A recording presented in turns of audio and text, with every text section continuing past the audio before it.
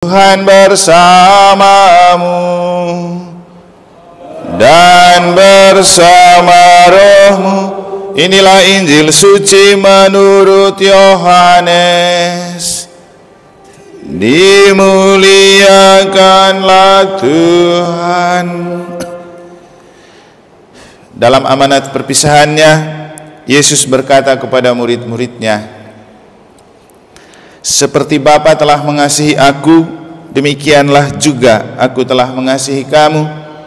Tinggallah di dalam kasihku itu.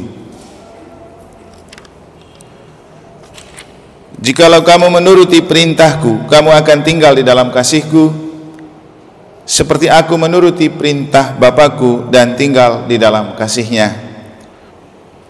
Semuanya ini kukatakan kepadamu, supaya sukacitaku ada di dalam kamu, dan sukacitamu menjadi penuh.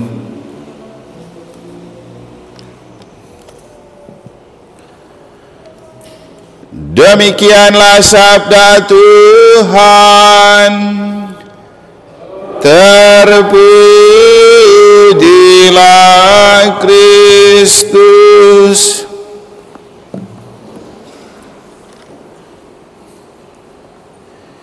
Jikalau kamu menuruti perintahku, kamu akan tinggal di dalam kasihku, seperti aku menuruti perintah Bapakku dan tinggal di dalam kasihnya, supaya sukacitamu juga menjadi penuh. Para suster, Bapak Ibu Saudara-saudari, adik-adik dan anak-anak prakema sekami yang saya kasihi dalam Tuhan, tidak bisa diingkari kenyataan bahwa anak-anak ini berada 2 hari 1 malam di sini penuh sukacita. Tanpa pegang HP, mereka bisa bersukacita. Bandingkan dengan setiap hari mereka pegang HP di rumah, apakah bersukacita? Saya rasa tidak. Tadi waktu sapaan pagi, saya bertanya kepada mereka, masih semangat? Masih, Romo. Mau tambah? Mau. Berapa hari? 5 hari. Wah, 5 hari memang coba.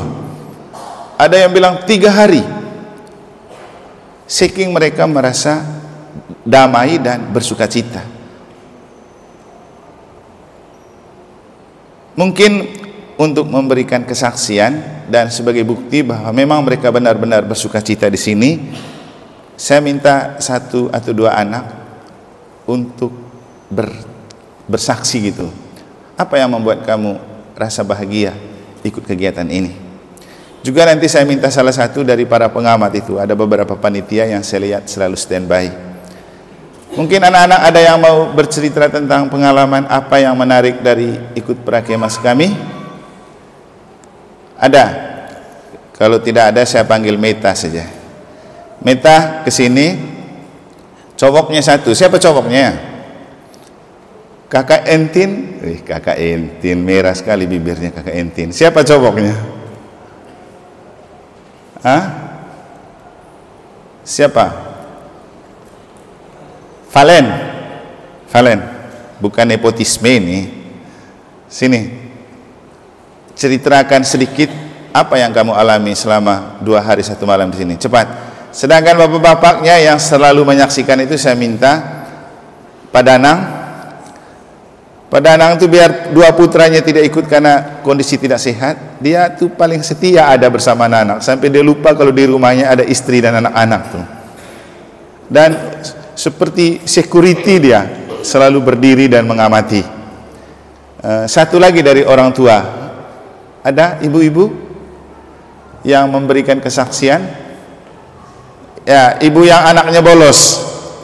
Siapa ibu yang anaknya bolos? Ibu Esti. Anaknya belum cukup umur tapi paksa ikut. Hasil akhirnya lupa topi, iya. Pulang duluan, iya. Tapi semua menarik untuk kita maknai. Nah, sekarang pertama saya mau tanya ke Kakak Meta, ke sini. Saya lihat Kakak Meta itu tampak enjoy itu selama beberapa saat ada di sini. Bahkan kurang tidur mereka. Kita yang banyak tidur aja sekarang ikut misa ngantuk-ngantuk loh. Mereka belum loh, tidak ngantuk. Katanya tadi pagi bangun jam 3. Kakak Meta ceritakan apa pengalaman yang menarik yang membuat merasa nyaman atau berguna dari kegiatan ini? Silakan. Suara Meta. Kalau kalau pertama-tama di hari pertama kemarin itu kita kan ada pentas seni gitu, jadi itu menariknya bisa melatih kerja sama teman-teman bareng kita juga. Terus kemarin sempat mandi ke rumah umat juga, jadi bisa lebih dekat sama teman-teman yang lain, kayak bisa bagi sampo atau gimana. Kalau di hari kedua ini kita kan ngadain game-game gitu. Di game-game itu kita juga bisa ngelatih kerjasama antar anggota tim kita gitu. Jadi bagi Meta kegiatan ini sangat berguna sih, Rama. Lalu kemudian betah begitu rasanya? Sangat betah. Sampai kalau lihat muka bapak mamamu di belakang sebenarnya bikin makan hati ya, karena ingat suasana di rumah kan? Oke, seperti di Gunung Tabor itu di sini. Oke, terima kasih, tepuk tangan untuk kakak Meta. Sekarang ini bapak saya ini namanya Valen. Jadi bapak saya namanya Valentinus Anu. Dia anak pertama dari Pak Markus dan Ibu Untin, tapi tampak seperti kakaknya Pak Markus. Ya, Valen, silakan. Biar saya pegang mic. Pertama-tama ya saya berkenalan dengan teman-teman. Habis itu kita mandi ke rumah orang lain dan kita sambil berbicara kepada orang lain sambil ya saling berdekatan lah gitu. Apa yang membuat Valen sangat senang bertemu dengan teman-teman selama di sini? Ya sering bergaul dengan teman. Itu. Bagaimana rasanya tidak main HP selama 2 hari? Ya gitulah. Gitu bagaimana ini gitu? Enak atau tidak enak? Enak. Ya. Ternyata hidup tanpa HP itu lebih enak. Ya, Oke, Valen. Nama kelompokmu apa, Valen? Kelompok kuda. Kuda. Ya. Kamu kayak macam tenaga kuda semua mereka punya kelompok ini. Oke, terima kasih, tepuk tangan untuk kakak Valen. Sekarang bapak-bapak, saya kasih terakhir Ibu Esti karena dia punya suara nanti ngeri, kita semua bisa bangun. Tapi jangan sambil menangis ya. Soalnya kalau dia omong di depan pasti ada air mata yang keluar. Ini lagi kering kerontang di luar. Ini Mas Danang, silakan.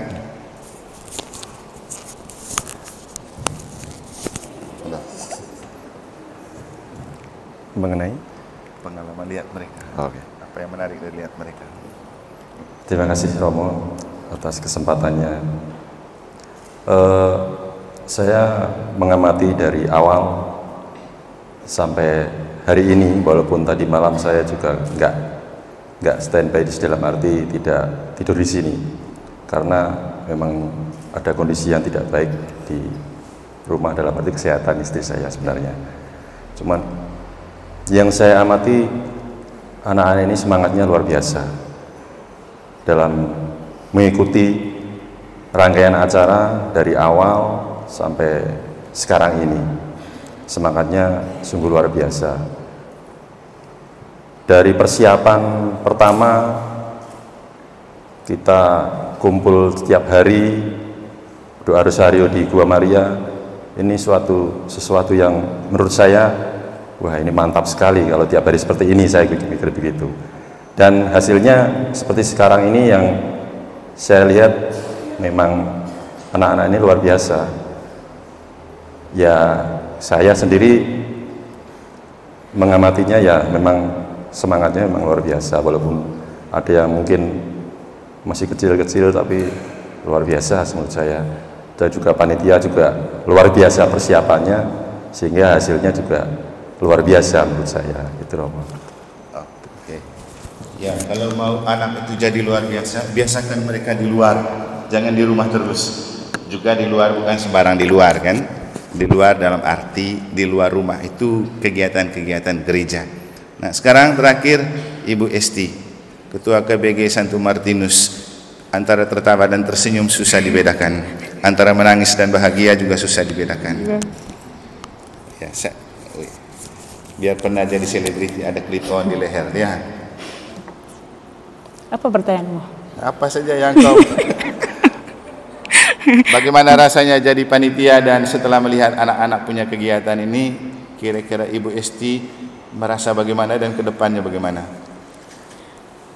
Terima kasih Romo. Pertama-tama mungkin sebagai orang tua, karena kebetulan kedua anak saya juga di sini. Jadi yang pertama, saya patut bersyukur seperti yang Romo katakan tadi, anak-anak itu luar biasa karena bebas dari main HP.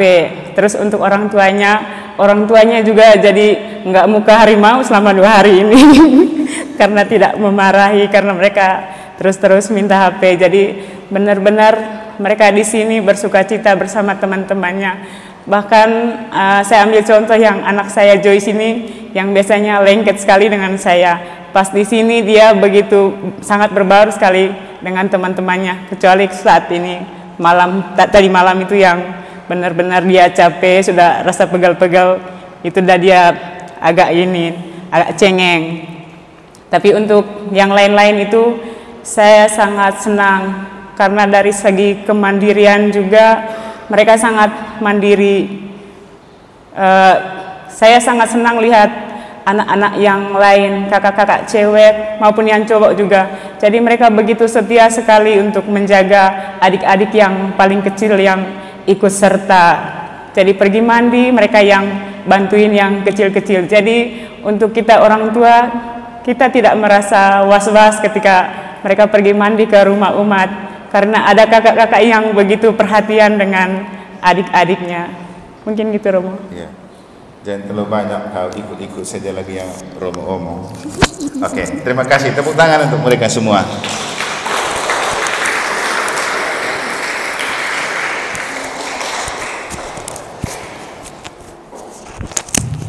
Juga tadi saya sempat ngobrol dengan Pak Ivan karena dia nginap di sini semalam. Juga dengan ibu mamanya Pio. Saya bilang senang kan lihat anak-anak kumpul begini. Selanjutnya kalau libur, jangan pergi berlibur bayar di hotel, kumpul saja uang, anak-anak kumpul di sini kan bagus. Kita yang tidak ikut bermain tapi melihat mereka bermain rasanya bahagia. Tidak tahu Bapak Ibu, saya yang tidak punya anak ini kok tiba-tiba menemukan kebahagiaan besar karena melihat mereka bersukacita, berbahagia, berbagi seperti yang disaksikan dan diakui oleh Kakak Meta, Valen, Ibu Esti. Jadi Bapak Ibu, yang paling mahal itu kebersamaan. Kemudian yang paling susah itu saling memahami dalam kebersamaan. Apalagi orang tua yang sudah penuh dengan gengsi perasaannya. Susah mau bergabung, susah mau bersama, susah mau saling memahami. Makanya kita menciptakan generasi ini biar dari sekarang mereka dibiasakan untuk mengerti perbedaan, untuk memahami satu sama lain dan saling mengayomi. Dan memang saya juga melihat mereka itu yang besar-besar, layani yang kecil, lindungi yang kecil. Coba kalau yang besar-besar, yang pangkat besar, yang pekerjaan besar, yang titel besar umat di negara ini mengayomi yang kecil, bukan memprovokasi yang kecil, wah itu pasti mantap ini gereja ini. Jadi kita bisa belajar banyak hal dari mereka. Nah, hubungannya dengan tema yang mereka miliki dan bacaan hari ini bersama Santo Athanasius yang kita peringati kira-kira begini. Seperti yang saya katakan kemarin, kamu tidak bisa menjadi anak yang misioner, juga kita tidak bisa menjadi orang tua yang misioner kalau tidak visioner. Artinya harus punya mimpi baru kita bermisi. Nanti terakhir kita nyanyi lagunya itu ya, Pelangi ya, Laskar Pelangi yang mimpi-mimpi itu ya. Jadi sekarang ini kita mengajar mereka untuk membangun mimpi. Seperti cerita Pak Bayu, Obama ternyata jadi presiden karena masih kecil dia mimpi jadi presiden, akhirnya benar. Gitu juga anak-anak ini dibangun mimpinya, dan kita mengarahkan mereka untuk menjadi pribadi-pribadi visioner, punya mimpi. Perlu tanya kepada mereka, kamu mau jadi apa ke depannya? Harus tahu, supaya dengan itu mereka dipacu untuk bermisi dalam belajar. Kemudian tidak akan ada orang bisa jadi pemimpin tanpa bisa bermimpi. Kita ini jadi pastor harus bermimpi. Saya mau jadi pastor paroki seperti apa? Orang sering bertanya kepada saya, Romo kenapa tidak sekolah dan studi? Saya bilang mimpi saya bukan studi. Mimpi saya dulu untuk jadi pastor. Bisa pimpin misa sudah cukup. Karena itu soal titel-titel yang sebenarnya bukan impian kita. Mimpi untuk jadi Romo cukup. Dan setelah jadi Romo mimpinya apa? Mimpi untuk menjadi Romo yang bisa berkhotbah dengan baik, bisa bersikap dengan baik, ya, bisa membuat orang mungkin merasa kehadiran kita itu sebagai berkat. Itu mimpi. Dan mimpi-mimpi itu yang memacu untuk kita coba melakukan dalam hidup. Nah, anak-anak ini kita kasih mimpi untuk menjadi pemimpin yang membawa damai. Nah, seperti apa yang saya katakan di bagian awal, tidak mudah menjadi pembawa damai. Karena damai itu bukan produk dunia, bukan dijual di dunia. Damai itu buah ketiga dari Roh Kudus setelah kasih, sukacita, damai sejahtera. Jadi hanya Roh Kudus yang bisa menganugerahkan damai untuk kita bisa menjadi pembawa damai. Dan jelas dalam bacaan hari Senin atau Selasa, Yesus omong sebelum dia berpisah dengan murid-muridnya, dia bilang apa? Damaiku kutinggalkan bagimu. Jadi damai itu punya Tuhan, bukan punya kita. Jadi kalau kita mau membawa damai, harus bersatu dengan Tuhan. Makanya saya bilang tadi, kalau mau bersatu dengan Tuhan, berarti harus punya iman. Iman yang tangguh, iman yang militan. Militan itu iman yang kokoh, kuat, tahan banting dan tahan uji. Dan itulah yang dimiliki oleh Santo Athanasius. Dia seorang uskup di Alexandria, Mesir. Dia berhadapan dengan banyak ajaran sesat yang ada pada waktu itu. Tapi dia tampil sebagai orang yang membela iman Katolik. Jadi anak-anak ini kita harapkan menjadi misioner-misioner yang militan dalam iman, bukan hanya sekedar rame-rame. Maka kegiatan ini kan di bawah BPI. Kemarin Pak Kakan Kemenak itu tanya, Romo, BPI itu apa? Saya bilang BPI itu bidang pembinaan iman. Di dalam gereja Katolik itu ada bidang-bidangnya, ada 3. Oh, jadi mereka ini fokus untuk membina iman, dan kegiatan ini untuk membina iman anak-anak. Oh iya, makanya kami undang Pak Kepala Kementerian Agama, karena ini urusan agama. Oh iya ya Romo ya.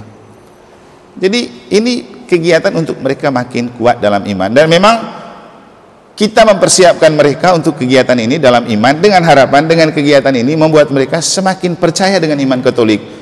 Dan itulah doa pribadi saya untuk meminta kepada Tuhan, tolong kasih cuaca yang baik, supaya kalau cuacanya baik di tengah musim hujan, kamu ini dan umat percaya bahwa iman itu penting. Karena dalam hati kecil saya berpikir, kalau saja Tuhan turun hujan, berarti bohong kita berdoa 3 hari di Gua Maria dan anak-anak ini ikut misa harian. Nanti mereka tidak percaya, Tuhan ini kita sudah berdoa tetap dikasih hujan. Tapi lihat apa faktanya, cerah ceria, walaupun ada mendung tapi tidak untuk hujan. Itu adalah bukti penting iman, pentingnya doa. Jadi ini kegiatan untuk kita makin mantap dalam iman, makin militan, kemudian makin mencintai Tuhan dan gereja. Jadi anak-anak, tidak ada yang lebih besar yang kami harapkan kecuali kamu makin mencintai iman, mencintai Tuhan, mencintai gereja. Jadi setelah ini tetap aktif ya, tetap datang ke gereja, tetap jadi mesdinar, tetap ikut pembelajaran, karena kamu ini generasi emas ke depan untuk anak-anak atau untuk gereja paroki Santo Petrus Negara. Jadi harus makin kuat imanmu, karena ketika kita punya iman yang kuat, bersatu dengan Yesus, selalu berjalan dengan Yesus, itu yang membuat kita tinggal dalam sukacita. Jadi kita tidak bisa bicara kasih kalau tidak punya iman, karena kasih itu ajaran iman. Yesus bilang apa? Sama seperti Bapa telah mengasihi aku, demikian juga aku telah mengasihi kamu. Tinggallah dalam kasihku itu. Itu penting, kata kunci. Tinggallah dalam kasihku itu. Tapi kita tidak akan pernah tinggal dalam kasih kalau kita tidak melihat kasih sebagai kekuatan iman, sebagai ekspresi iman. Dan apalagi kasih itu kan buah dari roh, bukan produk manusia, bukan produk dunia. Dunia tidak akan pernah bisa memberikan dan menciptakan kasih. Tapi di dunia kita adalah agen-agen kasih, karena kita punya iman akan Allah Maha Pengasih. Jadi Allah kita itu pengasih. Bagaimana supaya kita selalu tinggal dalam kasih Allah? Bagaimana supaya kita selalu tinggal dalam damai sejahtera yang ditinggalkan oleh Allah? Itulah penting dari kata-kata Yesus pada hari ini. Turutilah perintahku.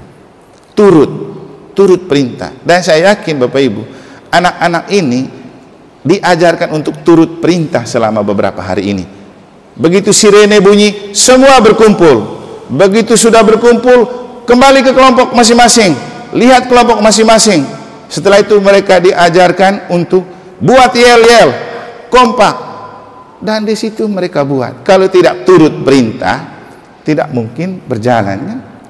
Jadi selama di sini mereka turut, belum tentu di rumah mereka turut perintah orang tua. Apalagi kalau orang tua, kata Ibu Esti tadi, seperti harimau. Kalau saya sih tidak melihat Ibu Esti seperti harimau, malah lebih dari harimau lagi. Apa itu?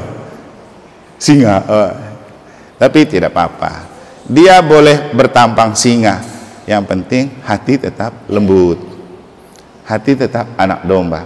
Saya tahu dia cerewet itu karena memang orang kecil harus cerewet, karena kalau dia tidak cerewet dia tidak tampak ke publik. Dia suaranya juga lebih besar, orang kecil itu suara harus lebih besar. Kalau tidak, kita tidak tahu dia ada. Itu psikologi orang kecil. Dia harus selalu terdepan, harus supaya kedengaran. Kalau kita yang tinggi besar ini kan tanpa kita bersuara sudah kelihatan. Kalau berdiri di tengah kerumunan orang langsung tahu, oh ada dia yang tinggi. Tapi kalau kecil-kecil harus buat acting di situ. Seperti Sakeus, dia harus naik pohon supaya kelihatan. Kalau dia tidak buat aksi yang bikin orang kaget, orang tidak tahu ada Sakeus di situ. Makanya kemarin itu yang buat acaranya makin menarik itu ketika ada abi mereka yang kecil-kecil. Siapa lagi beberapa anak kecil, dia sudah tidur sekarang. Abi ini ternyata orang tuanya tidak mau dia ikut karena masih kecil, tapi dia yang semangat untuk ikut karena ada Aldi katanya, ada kakak Aldi, dan dia ada di sini. Sehingga kemarin waktu dia ikut banyak betul barangnya yang lupa ya, dititip kemudian. Tapi artinya apa? Tuhan berbicara dalam diri anak-anak. Kadang-kadang orang tua tidak berpikir kalau benar kata Yesus, anak-anak itu malaikat. Makanya Yesus bilang, biarkanlah anak-anak itu datang kepadaku karena mereka lah yang mempunyai kerajaan Allah. Makanya orang tua jangan karena anak-anak tidak ke gereja.